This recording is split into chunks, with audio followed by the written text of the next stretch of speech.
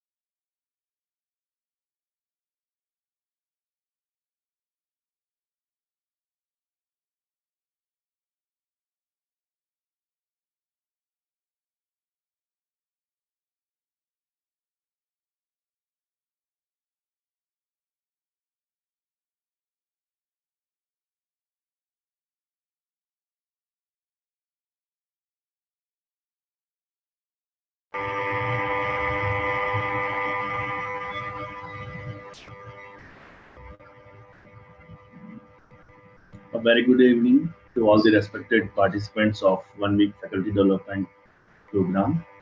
Dear participants, we are highly delighted to welcome on the first day of our faculty development program on effective research methodology and publication, which is jointly organized by Just Agriculture the magazine and SGT University Gurgaon, which is ICR accredited university.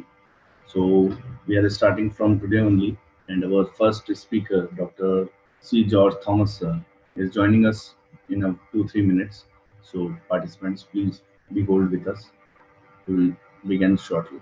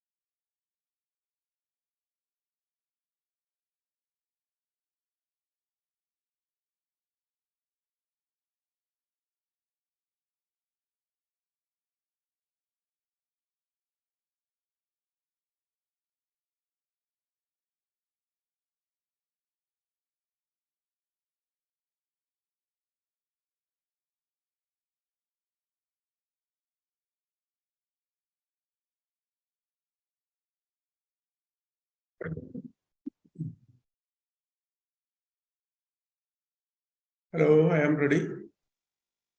Yes, good evening, sir. We'll start in a evening. bit. Okay.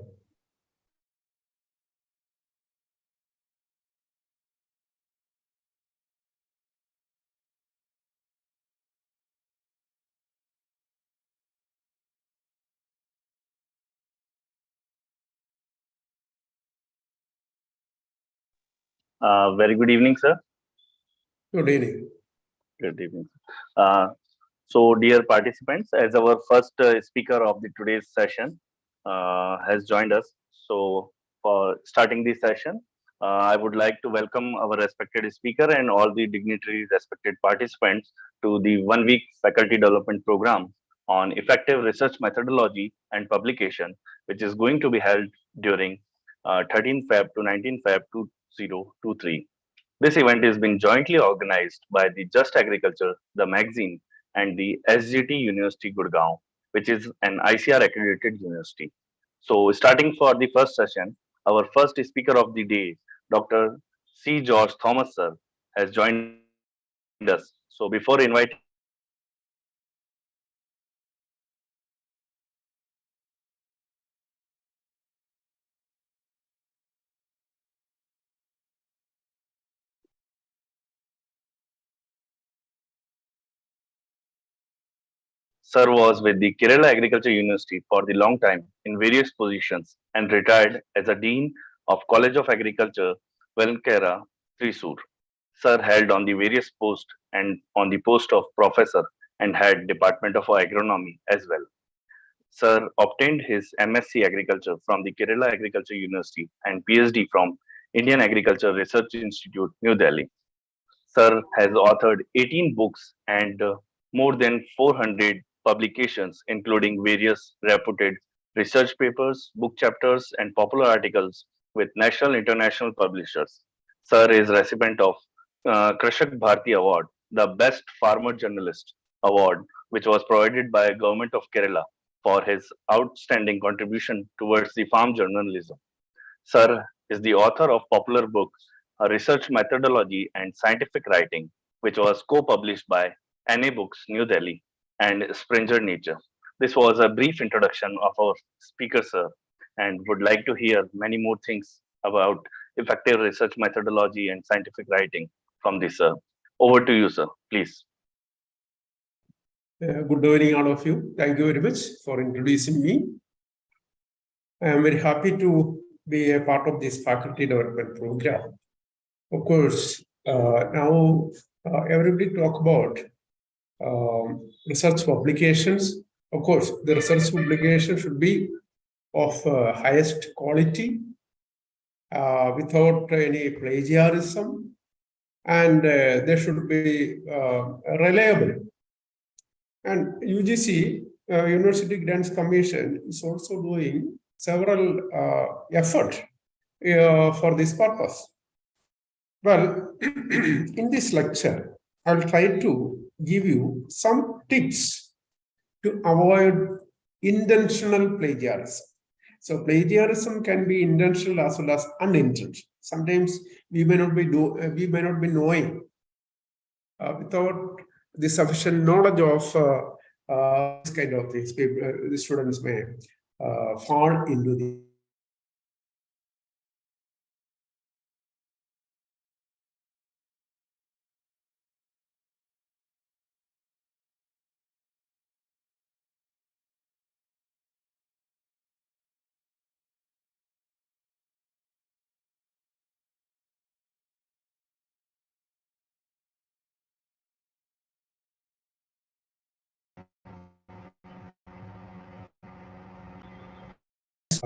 NAS rating is also there. So many yardsticks are now coming into the picture.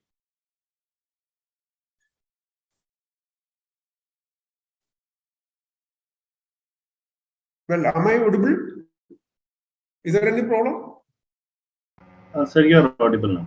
Please continue. Hello? Is there any problem in... Sir, there was some interruption, but you are now audible. Please continue.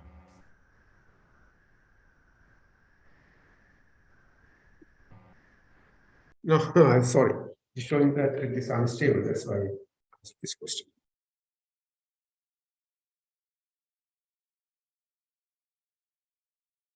Okay, so I'll start with sharing my screen.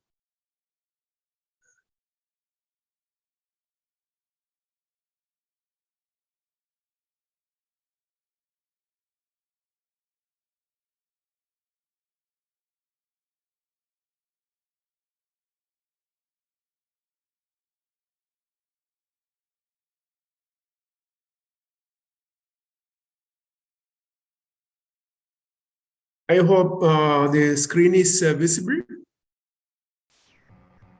Yes, it's visible, sir. Yeah, it is Please moving also, switch isn't over. it? Not yet in the slideshow mode, sir. Hello? Whether the slide is moving? Sir, the slide is not moving yet.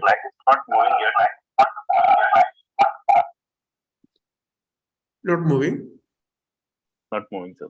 Please switch over to the slideshow mode. Okay.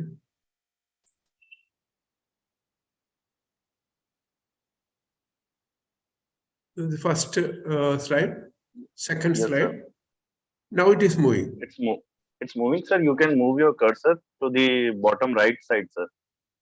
Bottom right side, where you can see that percentage is there. Yes. Yes, sir. Slideshow. Click over it. Now it is number 3. Publish and finish. Whether can you see this? Yes, the slide is visible, sir. Please continue. Oh.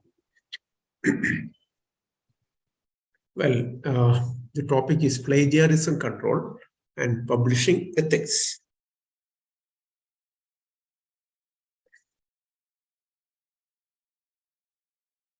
Well, in academic disciplines or academic institution, we often hear a terminology or a phrase, publish or perish. So that means if you are not able to publish enough, your future is doomed, and you may not be able to get into a higher position, or you may not be able, you may not even be able to apply for a post. So for applying assistant professorship or associate professorship or professorship, number of publication counts. And this is somewhat a big problem. Publish and perish. That means if you are not able to publish quality publications or publication with unethical means, your future may be in jeopardy. That is the meaning of publish and perish. Well, there are other chances of getting into this situation if you're doing any of the following. So that means manipulation and fabrication of data, number 1. Sometimes duplicate manuscripts. So some students may send their manuscript to more than 2 publishers, and sometimes they get it published. So it's a very difficult situation, and you may land in trouble. There are fraudulent authorship, conflicts of interest, publishing in predatory journals, publishing journal with a low rating, plagiarism. And you may wonder how to find out a predatory journal and how to find out journals with a low rating.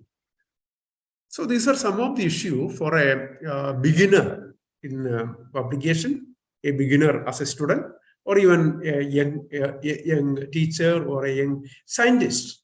So within this 1 hour or 55 minutes, I'll try to get you some of the basics of all these aspects. Well, what we want is, we want to publish and flourish. Of course, the publish and perish, or publish and publish or perish, this kind of situation we want to avoid, and we want to publish and flourish. And we should be, all of us want to be big researchers or researchers with high popularity. Then the question you may ask, how will you assess a scientist? Okay, so you have applied for a post of associate professor or professor. So how this interview body is going to assess you? So some yardsticks are there nowadays. Total number of publications. Okay, you may have claimed that you have published so and so in such and such publishers. Then total number of citations. So total number of publications may not have that much value nowadays. And where you have published. The publications credibility. These are some of the things which count. So that would be reflected in total number of citations. The number of citation you get, that counts more than the total number of publication. Then of course, other yardsticks like H index, I-10 index. Okay, so these kind of things you need not worry because the system itself will calculate and tell you. So if you have opened your page in Google Scholar or ResearchGate, etc., that system will tell you your H index and I-10 index. Okay, and as a matter of fact, every scientist should open their Google Scholar profile, ResearchGate profile. And another one, a recent addition is SSRN membership. Okay, so that is owned by Elsevier. This SSRN is owned by Elsevier. So then I told you that you should avoid predatory and low impact journals.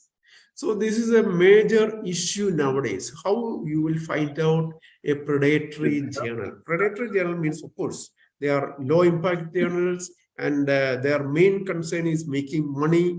They may not have much readership. And if you publish your paper in such journals, you are not going to get any citation at all.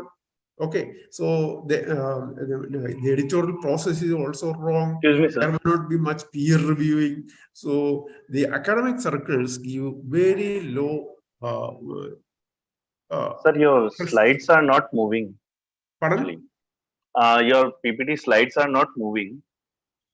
Please either switch over to the PPT mode or share it once again. The slide is not moving. It's just on the third slide. Hello? Sir, your slides are not moving. It's showing the same slide, the third slide, sir. That's what I was asking earlier. I'll try to. You can click over to the slideshow mode, sir, once. Okay, okay.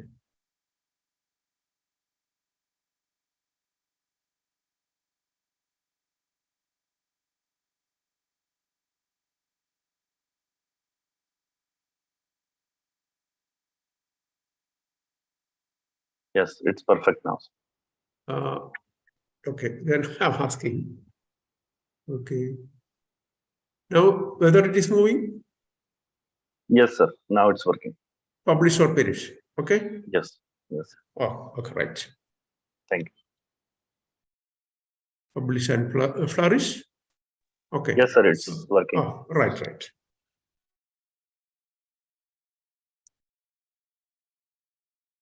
Well, so I was asking how to find out a predatory journal.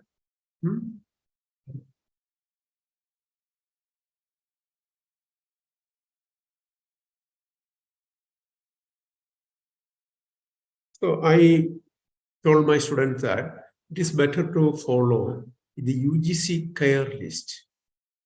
Sometimes from the title of the journal, its scope, payment mechanism, etc., that will give you some indication. So the journal title is in such a way that everything on earth can be included in that particular journal. So, for example, International Journal of Agricultural, Horticultural, Engineering Sciences, something like that, or International Journal of Biological, Agricultural, and Engineering Sciences. So this kind of titles will give you a hint. Okay, and that's why I told you that it's better to follow this UGC care list. And now let us see what this UGC care means. Yeah, UGC care list. UGC care, that means UGC is maintaining a, in collaboration with the University Pune, they have a website. Let us see. So they are maintaining a database. Yeah, this is University Grants Commission Consortium for Academic and Research Ethics. So that is CARE, Consortium for Academic and Research Ethics. So they have two groups, Group 1 and Group 2. So you may click here and click here. So we will start with the UGC CARE list Group 2. So this Group 2, that means this Group 2 contains world-renowned databases.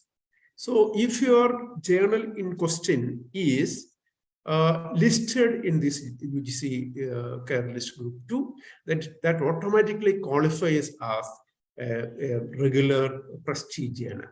Okay, so let us see.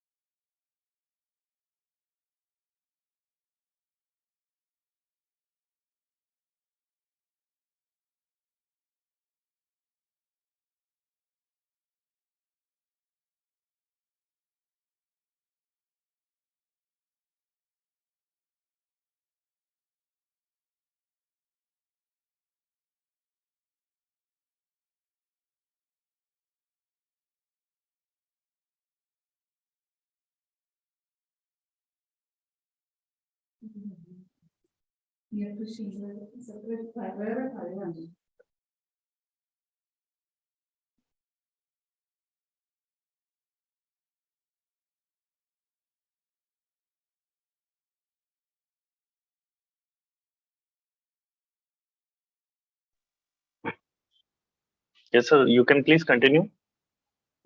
1 minute, 1 minute. Okay.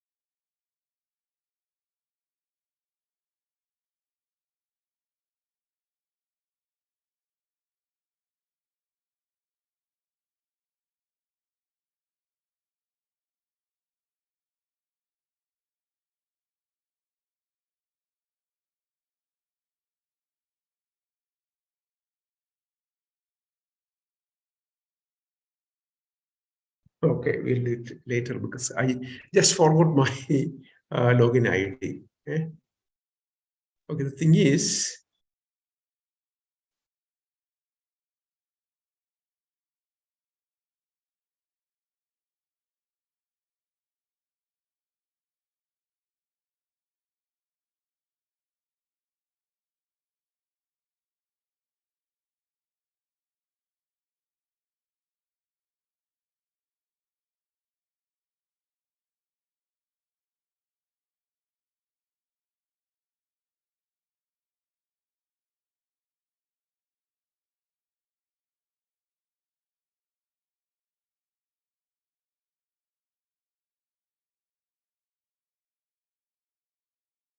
well, if you want to get into the UGC site, you have to log in. You have to log in. That means you have to create a user ID, password, and then only you will be able to enter. Okay, so anybody can do that free. but unfortunately, in my hurry, I'm not able to enter. Don't worry. I'm getting out of this.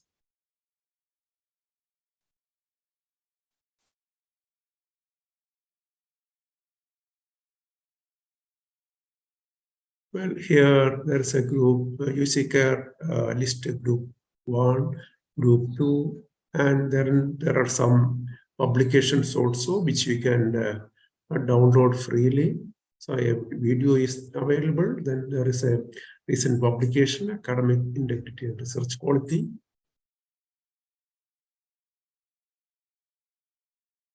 Yeah, these kind of things you can download.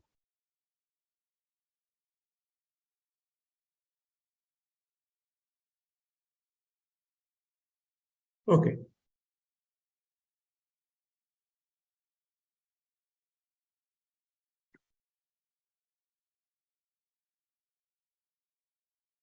So as I mentioned, when you open your UGC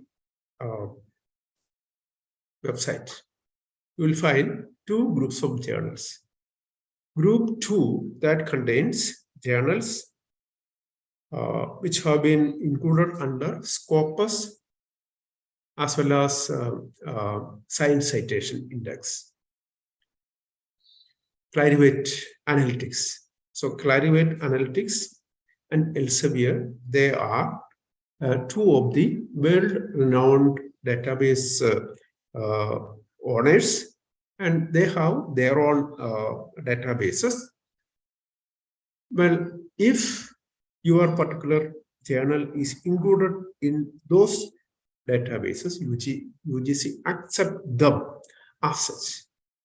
And if your journal is not included in those databases, there is another option.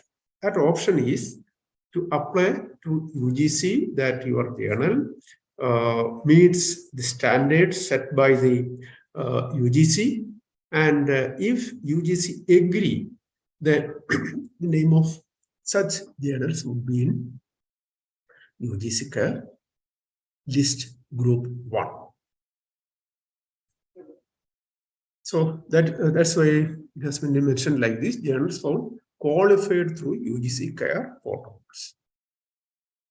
And UGC list group 2 is, as I mentioned above, journals indexed in globally recognized databases as Web of Science as Scopus. So if the journal in question, that means if your journal is not listed in any of these lists, you can presume that it's a predatory journal. Then there's another category of journals. They are open access journals. Many of you have already heard all these terms sometimes. I'm not sure. Anyway, open access journals are research journals that are freely available on the internet. That means you need not pay anything to access papers out of open access journals. But again, in open access category, there are predatory, and you have to wean whether they are predatory or not.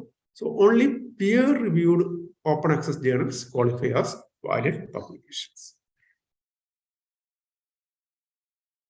And as I mentioned earlier, they enable free access to research papers.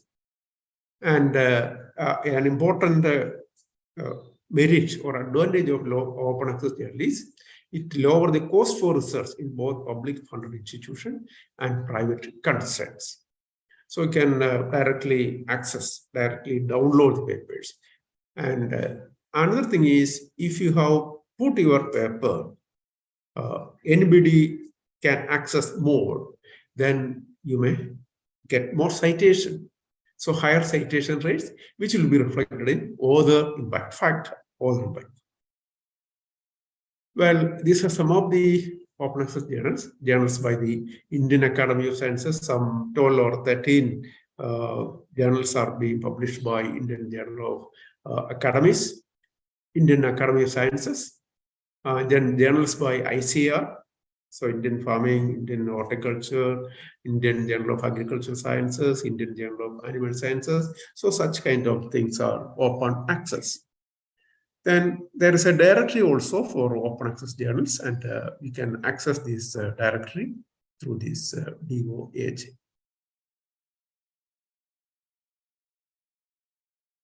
So this is DOAJ, global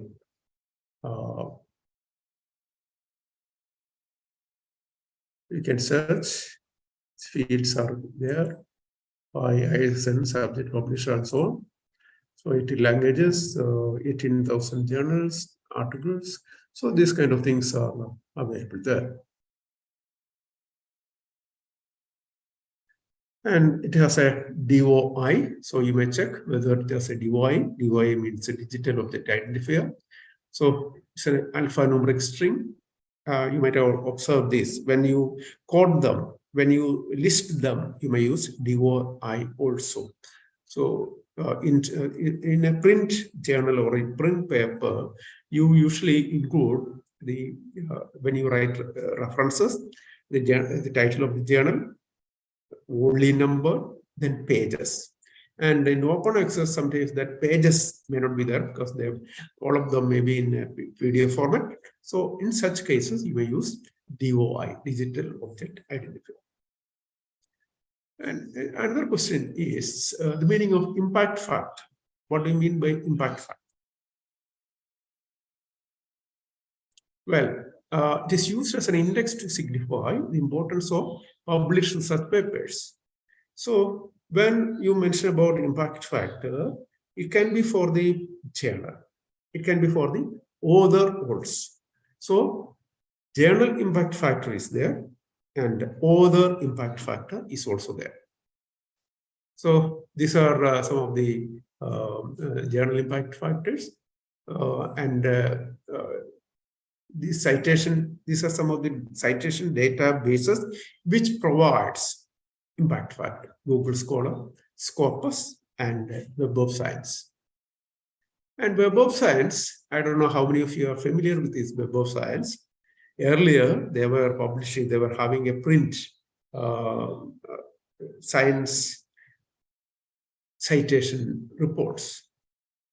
And now this kind of print format have been stopped, and now it's a database, and you cannot simply access this database, but it's a paid one. Some of the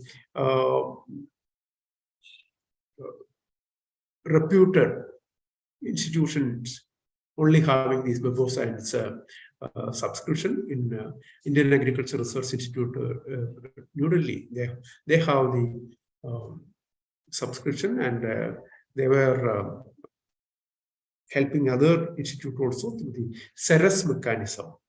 So it's a website owned by Clarivate Analytics, and you can access this through this website. But of course, you have to pay. Otherwise, they may not take it in.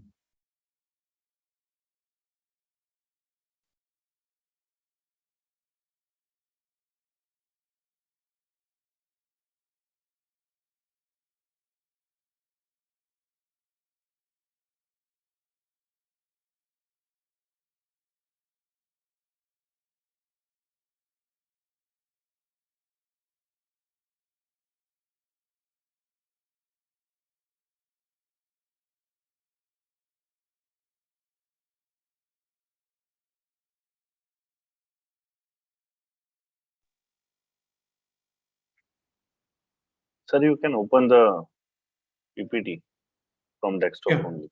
Okay. Then share your screen and open the PowerPoint.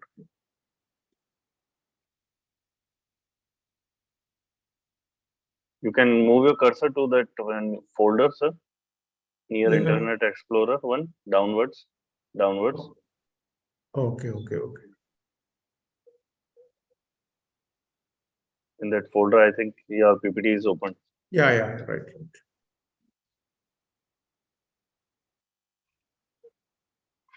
Now, please switch over to that slideshow mode. Yeah, right.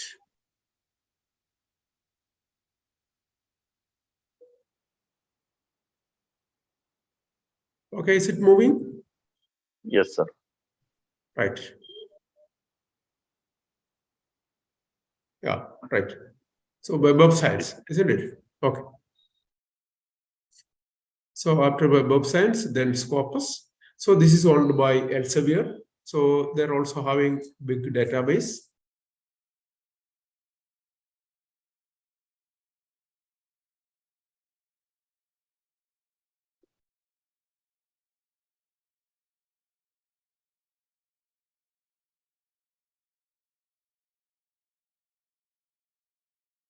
This is Scopus preview. So this is their website. So it's also a paid service. Only a part of the thing you can access free. Otherwise, you have to again register. Okay. So we are going back. Then Google Scholar, of course, it is free. Anybody can register. So it's owned by Google. So they have a cited by feature. So from there, you'll get total citation count, H-index, and item index. Okay, so I think let's see my page.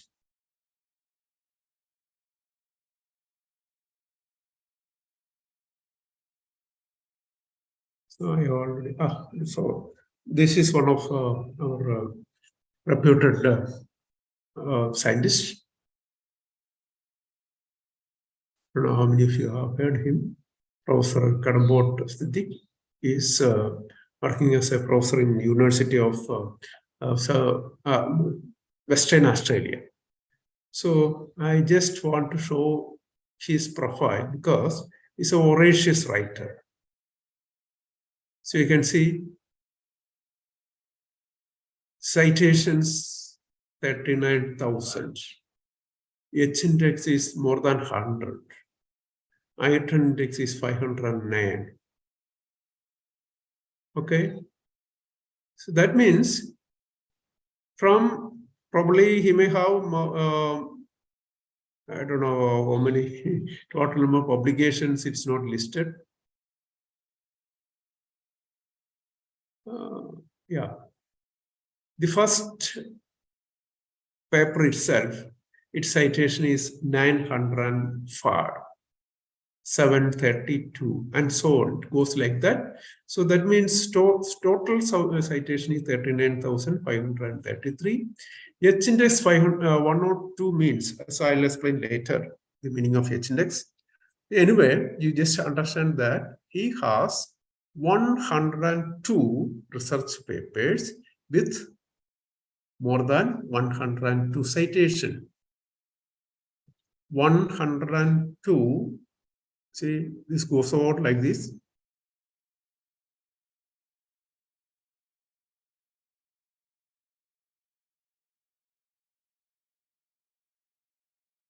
Yeah, this is your cutting point, 102.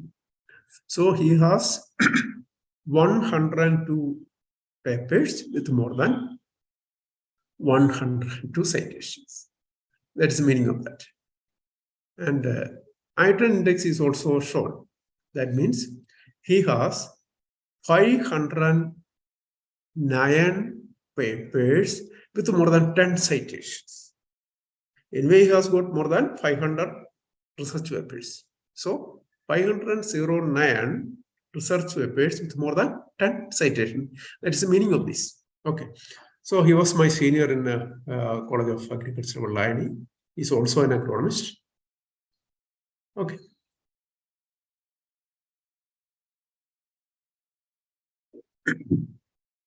So these are the journal level metrics.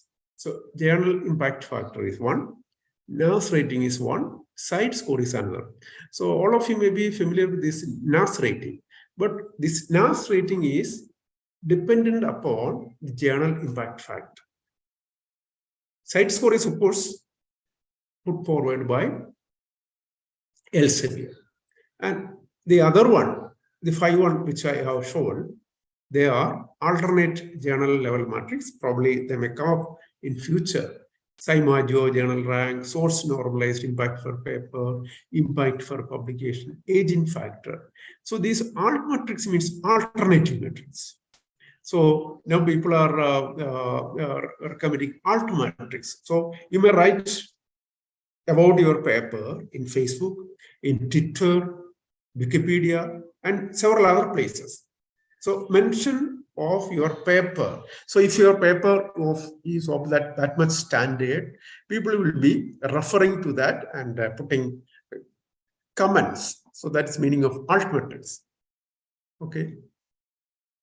And as I mentioned, other level impact factor, that is total number of publications, total number of cited references, H-index, G-index, item index, then research index score in RG, research gate.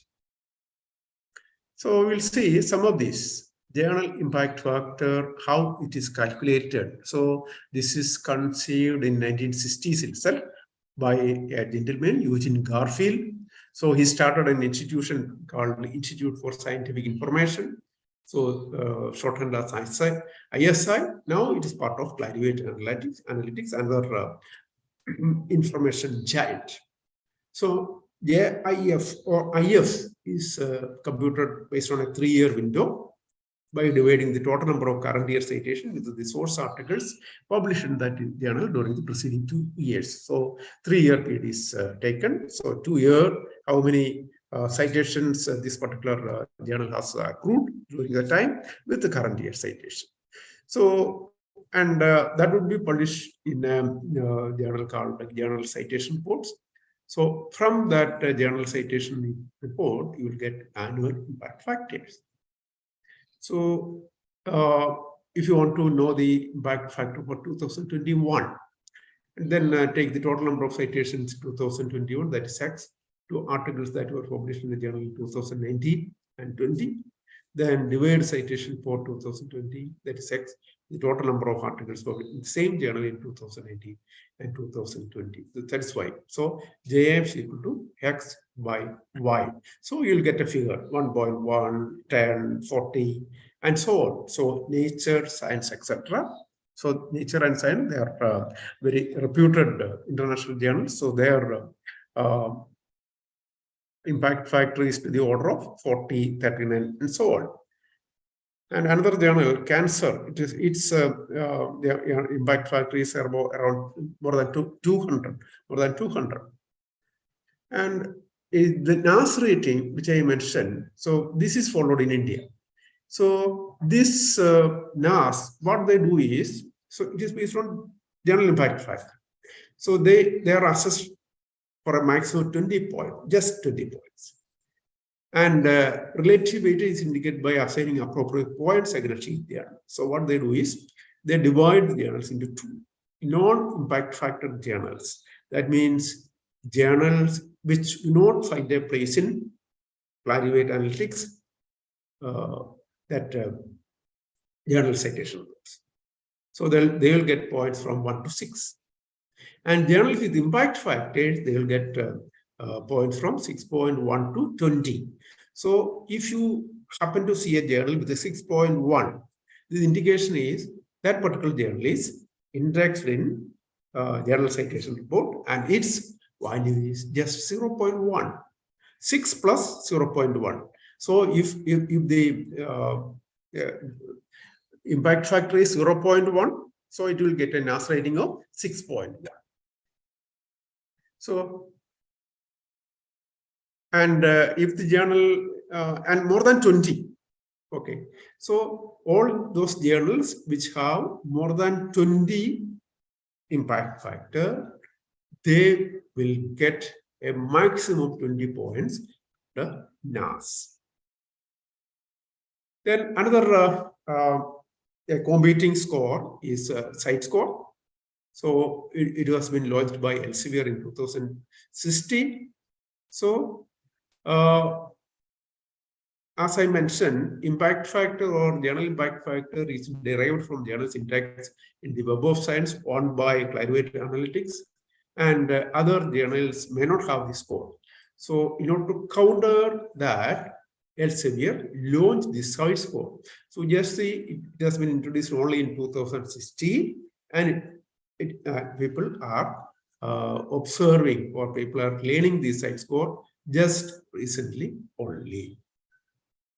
So here they use a 4-year time window. So citations are counted cumulatively from the year of publication. So in the earlier case, it was a 3-year window. Now it is 4-year window. So here again, a numerator and a denominator is there. So numerator, citation to article published in 2018 to 2021. Then denominator, articles published in 2018 and 2021. So we'll get a score, site score. Then in Google Scholar, it's a feature in certain online database such as Google Scholar. Okay, so each Google Scholar, in addition to showing biographic details, it's indicated cited by link. So if you are observing Google papers from Google Scholar, you will observe this cited by link, and you will understand how many citations this particular paper has so far obtained. So that is the meaning of cited references. And in addition to Google Scholar, Web of Science, Scopus, and ResearchGate also feature this cited score, cited references. Already mentioned about H-index. I told you about H-index of Karambot Siddiq, and he's an exceptional personality with more than 100. So you may wonder, you may ask me, what is a respectable H-index? I'd say 8, or a minimum of 8 or 10 is necessary. Of course, for a young man, for a young researcher, getting 8 and 10 is somewhat difficult, but I can say a medium level researcher, he should have, or she should have, at least a minimum of 8 or 10. 8 or 10, not 100. 100 is for voracious gentlemen who have worked in various fields. Okay, so you can expect a decent H-index of 8 or 10. So that may increase to some 20 or 30. So when you retire, 20, 30, and if you are a person who writes well, that's possible. And what does this H-index stands for? It can be Hirsch, the name of the person who has introduced this H-index. That is Hirsch. Or highly cited. H can represent both. H-index gives a measure of the number of articles of an author that have received at least H citation at that time. Okay, I already mentioned an H-index of 10 would mean that an author has 10 articles that have received at least 10 citations each. Okay.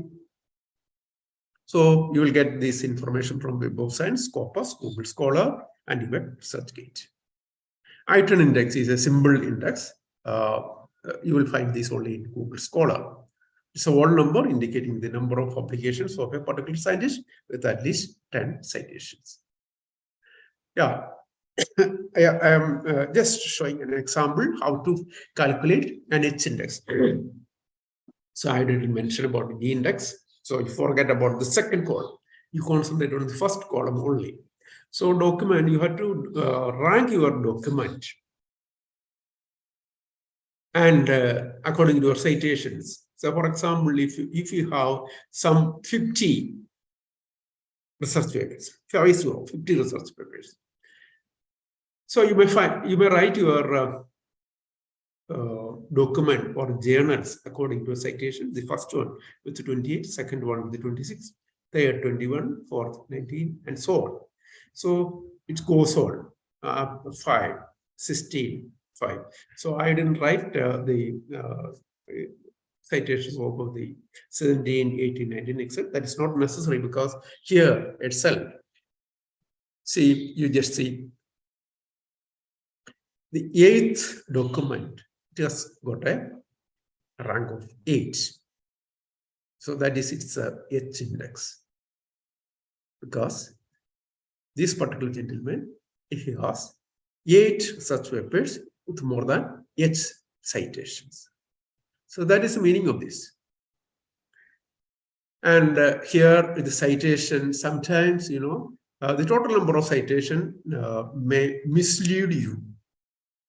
Sometimes. That's why they have introduced this H-index. So in the next example, you will find that. So here you can see this particular gentleman, he has got more number of citations. Total number of citations is very high. And see the first one with the 200, second one 100, third one 50, 35, 10. Then, of course, he may not have any citation at all. So here it is just 6. In the earlier case, the citations are even numbered. That means all his papers counts, and some of them are having higher citations. So we will find, or we'll see that the first gentleman is more resourceful than the second, because he has written some papers, some seminal papers, and after that they are all substandard or something like that. Yes.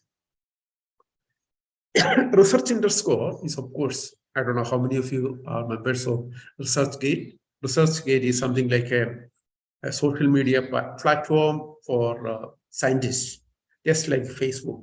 Facebook, anybody can join, but ResearchGate, that is for scientists. So you have to enter, so you have to register, free registration. So they also show you can deposit your papers in ResearchGate also. So that means that will give you more citations. Altmetrics, I already mentioned, it's a new breed of metrics which can show the immediate impact of research work in a social domain. So you may try impact story, reader meter, science card, close impact explorer, paper critic, crowdometer, plum X, etc. So these are alternative mechanisms which will give you some implications. Then, what do you mean by research misconduct? Say plagiarism, all of you may be knowing, fabrication, falsification, or plagiarism in proposing, performing, or reviewing research, or in reporting research results. That is research misconduct. As a whole, plagiarism, of course, just copying. Rather than that, it is the action of an individual misappropriating someone else's intellectual work, such as ideas, opinions, art designs, or writing as such, or in a modified form, and passing them over his own or original work without permission. So if you copy a particular page from a research paper and posting it as your own, it's a clear example of plagiarism. And sometimes, even if you are borrowing the idea without acknowledging the source, without citation, that again is an example of plagiarism. So when you write a book or when you write a paper, you must ensure that the book or article you write does not infringe upon any trademark, patent, statutory rights, and proprietary rights of others. So this is with respect to your copyright mechanism. So that means if you are simply copying a table for your work, a table as a whole, you should get permission from the copyright holder. Okay. Then see, these are some of the issues with copyright. So in India, the duration of copyright for authors is life of the author plus 60 years after his death. So some publication like Flora of the Presidency of Madras State or Flora of India by Hooker. So they are all in public domain. We use that term public domain. After the death of the author, plus 60 years, then that would come in the public domain. So even in such cases, you're not supposed to plagiarize. You're not supposed to copy without giving sufficient acknowledgement. And there's a difference between piracy and plagiarism. So piracy means a clear case of copyright infringement. If you're copying the diagram, or if you're copying a table without permission and using it for your publication, that is piracy. Okay. And sometimes you may copy it as such, even without permission, then that comes under plagiarism. So if you use copyrighted or non-copyrighted material as such, or in a partially changed form by putting your name on it as though it is your creation, it is plagiarism. So these are some of the examples of plagiarism. So copying sentences or paragraphs from books and articles without quotation marks, copying from internet sources through cut and paste, taking credit for a work created or done by somebody else, then making simple grammatical or word order cosmetic changes to borrowed material representing as one's own work. So these are all examples of plagiarism. Yeah, there are so many. I'm not going to the details because of positive time. So sometimes imperfect paraphrasing. We usually recommend paraphrasing in order to escape from plagiarism. And even, mind you, paraphrasing tools are also available now, like Killboard, paraphrasing tools. So that will change your style of writing. Then, sometimes certain students, what they do is they patch up works of others into a new one.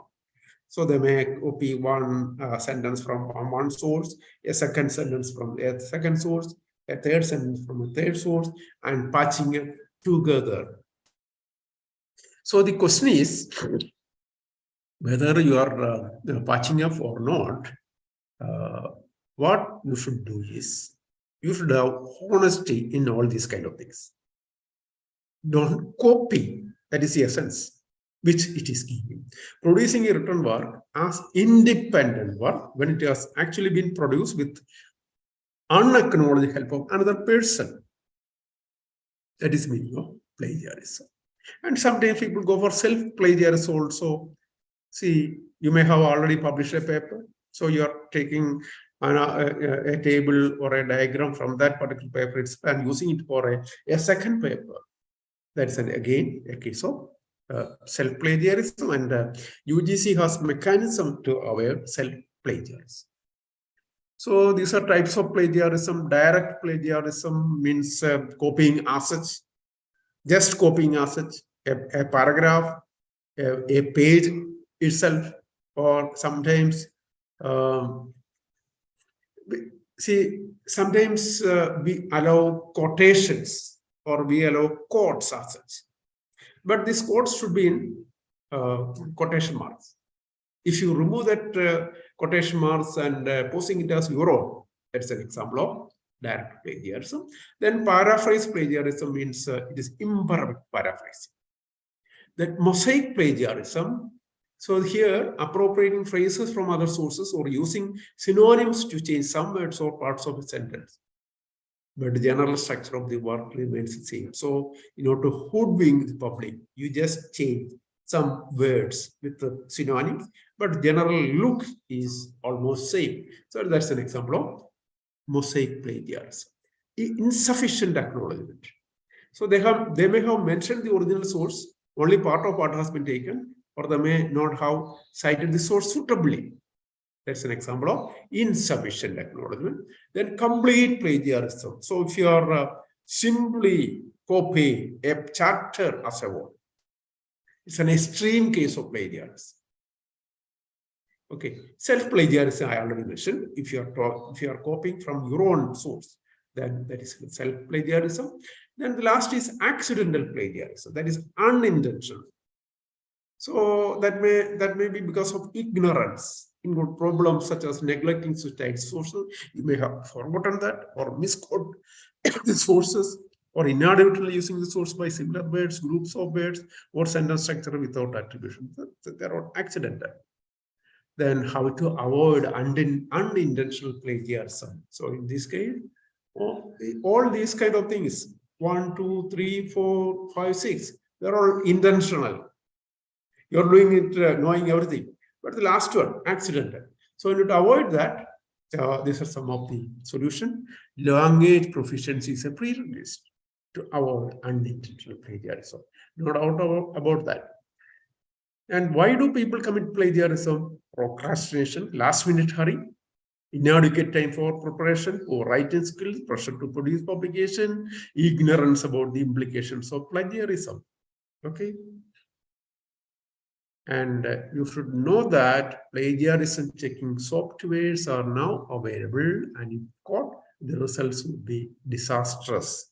So every publishing houses, universities, they subject your thesis, research papers, etc., for a plagiarism test, and only then that will be accepted. Okay. Never try to publish and perish. So these are some of the regulations on plagiarism, international level, Committee of Publication Ethics, European Association of Science Editors, World Association of Medical Editors, the Council of Science Editors, all of them have their own mechanism or regulations on plagiarism. And in India, University Grants Commission, they have come out with a gazette publication to avoid plagiarism. They are recommending a departmental academic integrity panel, then institutional academic integrity panel.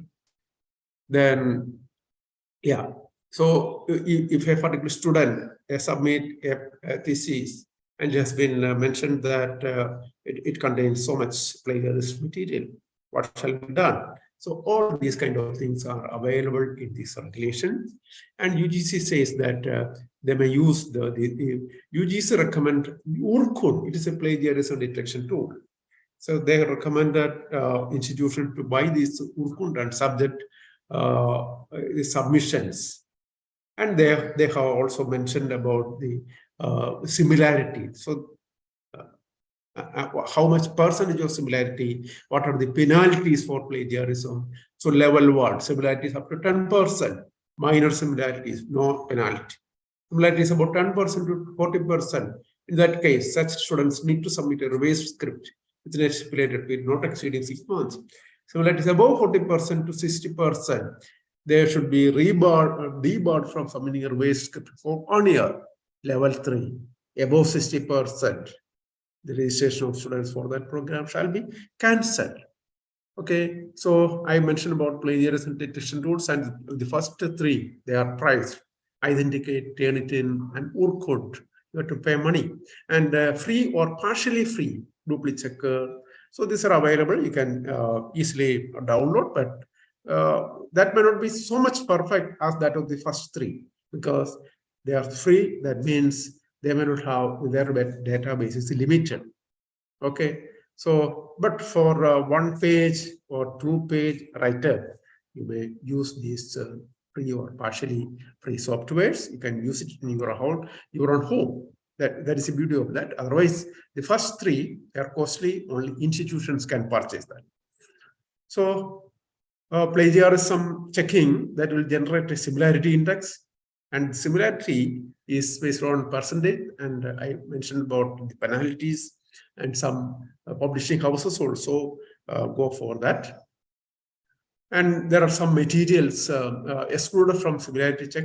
Common knowledge or coincidental terms consisting of less than 14 consecutive words are not detected.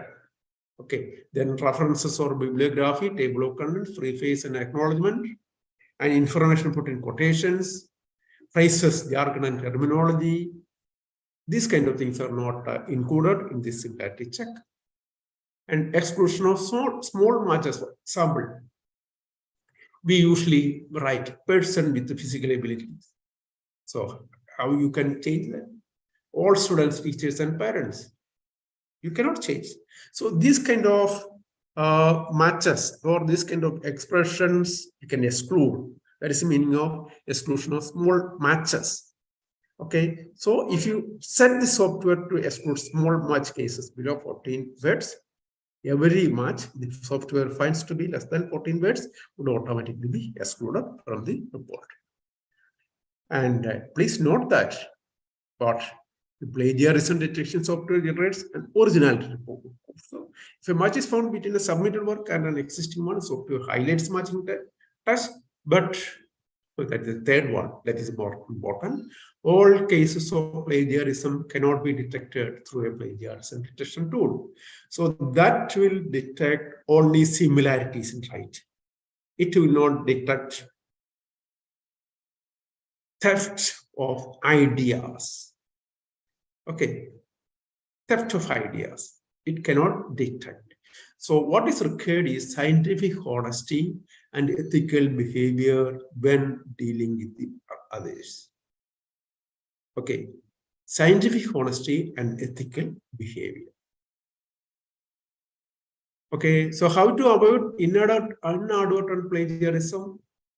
Get familiar with the good academic practices, use appropriate language, and learn to paraphrase properly, learn to use quotation marks correctly. And these are some of the popular techniques to avoid plagiarism.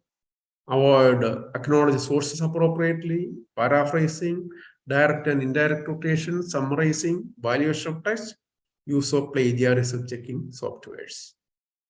And you can also, any of you must create your profiles in Google Scholar and ResearchGate, and it's a mechanism of getting noticed. Yeah, so these are my, I told you, the person who introduced me mentioned about a book. So this one is international edition. So this is somewhat costly, but this one, research methodology, now paperbacks are available.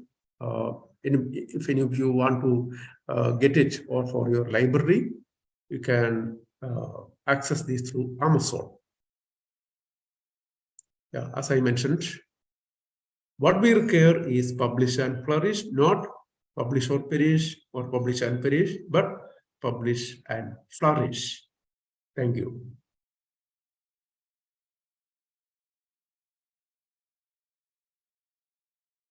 Okay.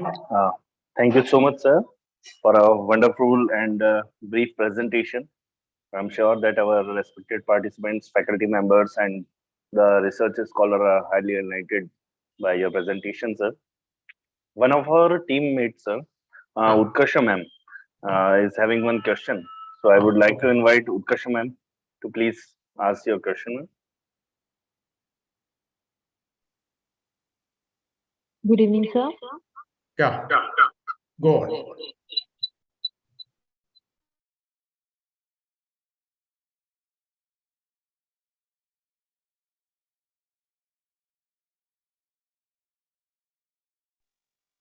Hello. Hello. Yes, sir. Hmm. My question is that ResearchGate has started the preprint facility that we can upload our research paper before publishing it. Hmm. So will that count the plagiarism when we send our manuscript for publication? See, not only ResearchGate, there are some other databases also. For example, BioRxV. See,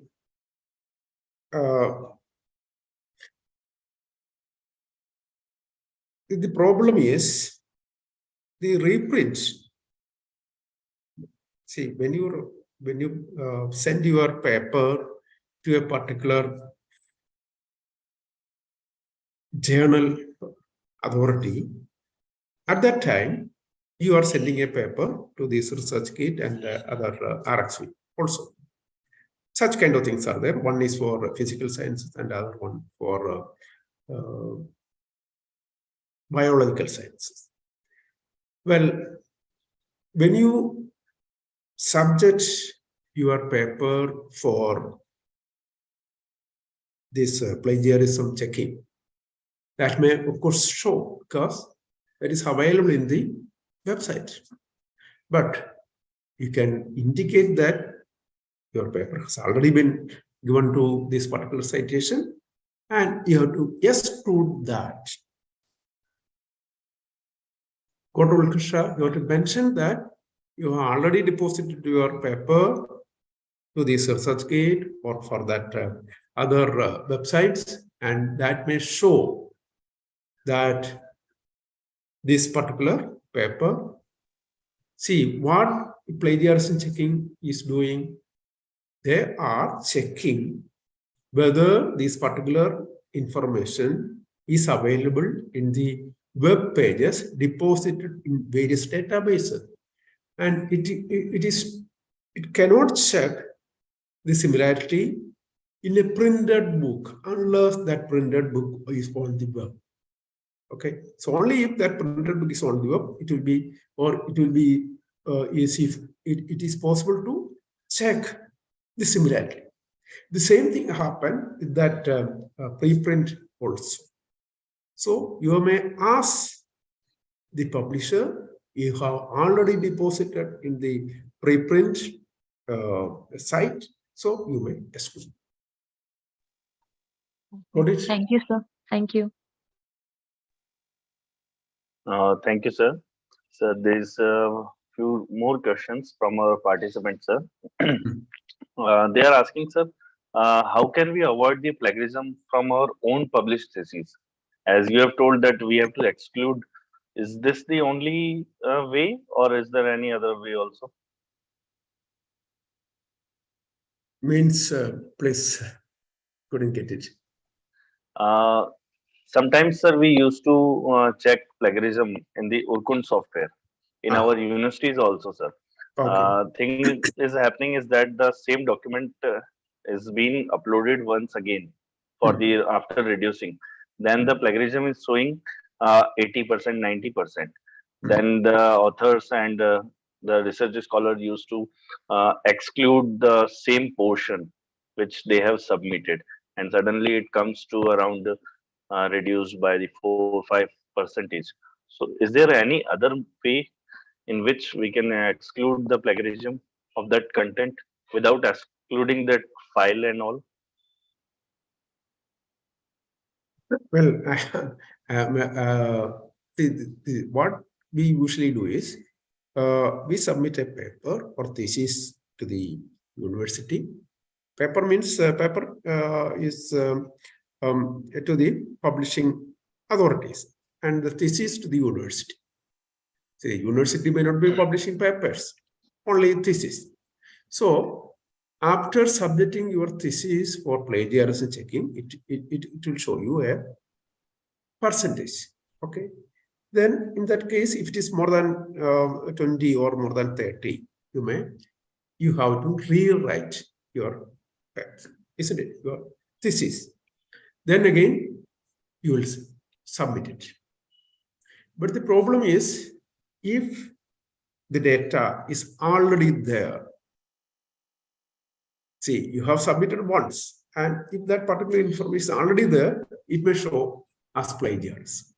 Yes. So you have to exclude that. The previous checking, the data of previous checking, you have to exclude. Then only it will show you a fine or a current level of information.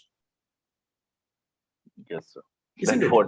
Yes, sir. So it can, the system can exclude the previous data of checking. I think universities, in most universities, the library people are doing this checking. So they can exclude yes, this. sir. Yes, sir. They used to provide such options that right. Submitted earlier, then you can mention that reference ID, and then you can exclude it. Yes, sir. Otherwise, your material is already there in the system. That will check with that. So that's why it is showing 80%, 90%, etc. So you have also, sir, there is a question from some research scholar. They used to try to check their theses on other sources. As you have suggested, there are some free trial versions are there. So students are concerned about the plagiarism, because in some university there is a time limit. If you get plagiarism of 10%, 20%, then you have to wait for a week or 15 days for submitting your thesis. So students try to submit or check the plagiarism on free portals. So if they submit it on that free portal, and after that they used to check it on Urkund software as for the university, then they get the plagiarism in that portion also. So what is some alternate way for that? No, the thing is, as I mentioned, the free portals, their database is not elaborate. See, Free portals means, if say, for example, I'll tell you an example.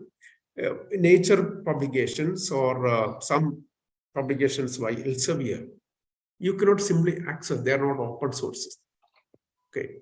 So if you have to access that, you have to pay money.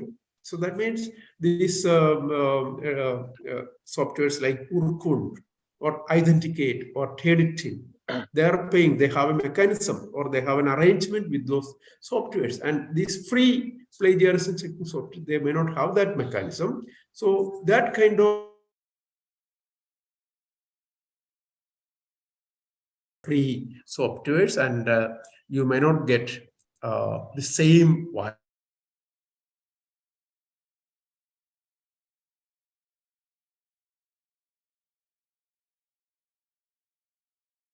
May be okay, but what this is, you have to check using Urkund or Authenticate or Turnitin. Yes. Otherwise, you may land in trouble. Yes, sir. Yes. University used to prefer the Urkund only in Urkund, because various UGC recommend that, and that is cheaper Yes. also. Among these three, Urkund is Yes, cheaper. sir. That's why. Yes, sir. Yes. So thank you so much, sir. These were all the questions from our curious research scholars and all. If any more questions will be there from the faculty members, we will definitely convey it to your email ID. And a few participants were also asking about your wonderful presentation was wonderful. So they just asked that could you please share your PPT? Yeah, that has already been done. You may have, Ulkasha, I think I have already given you or mail is my presentation. Okay. You can just send it once again, sir. Yeah, then right. we will have it, sir. We will share it with our dear participants. So I'll do that. I'll do that. Yes, sir. Thank you so much, sir, for chairing this session. It was glad and honored to have you on our online platform. Thank you so much, sir. Okay, thank you. Thank you. So, dear participants, this was the first session of our first day, and today is the only one session. So, we will continue with the FDP from tomorrow, from the second day. So, thank you and thank you all. Thank you, sir.